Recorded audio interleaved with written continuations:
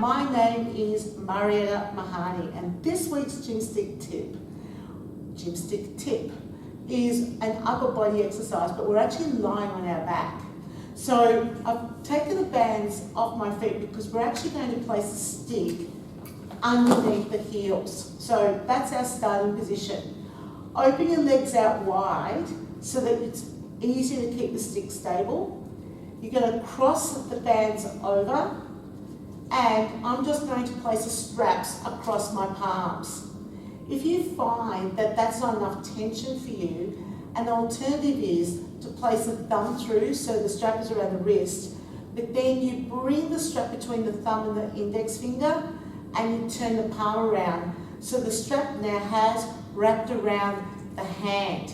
Now that will increase the tension, and then of course you can always keep wrapping it around.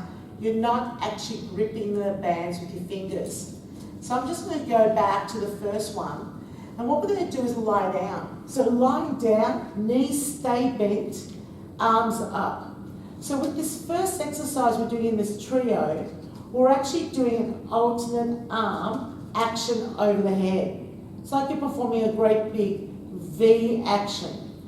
Now, what's challenging about this exercise is that the stick will have a tendency to move if you don't hold tension in the band of the arm that's not moving.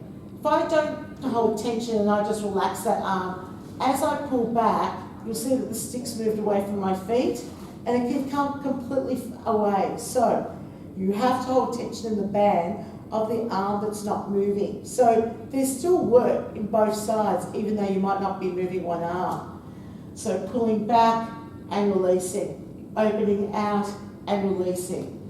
So you're definitely going to feel this in the upper body, both in the chest as you control the action as you go back up to the starting point, and also in the back of the shoulders you pull back. So we do that exercise for 30 seconds. After a little 10-second break, hands start together again, and this time we open out with both hands. So both hands open out and then release. Both hands open out and then release. And this one's a little bit more challenging, of course, because you're using both arms at the same time, so you get more repetition. And you try to get the arms above the head in a big V pattern. Elbows can be slightly bent as well. So you're not trying to get all the way down to the floor and your elbows a little bit bent. So after doing that for 30 seconds, we actually do something that sort of feels slightly easier, but it's necessary. So the third and final exercise is both arms go back and then both arms reach over. So it's like a rhomboid fly action, and then we're doing a pullover action. Now the reason why we do a pullover is it can become too much on the shoulders, and we still want the shoulders to engage with every repetition.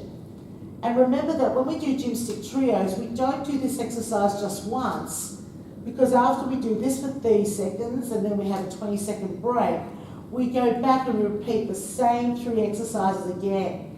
Your shoulders and your upper body will certainly really feel this. So you don't really need to go all out, all hard, and that's why there's that little pullover action in the third trio. So challenging trio for the upper body. So if you're an instructor and you're putting your trios together, I would recommend that the trio prior to this would be an all-fours position where it's just all legs, and that the trio after this would be something that's around abdominals, which require no arms at all, just so you can get that nice balance and ensure that your whole body's always working hard. I've got to go, and that's this week's gymstick tip.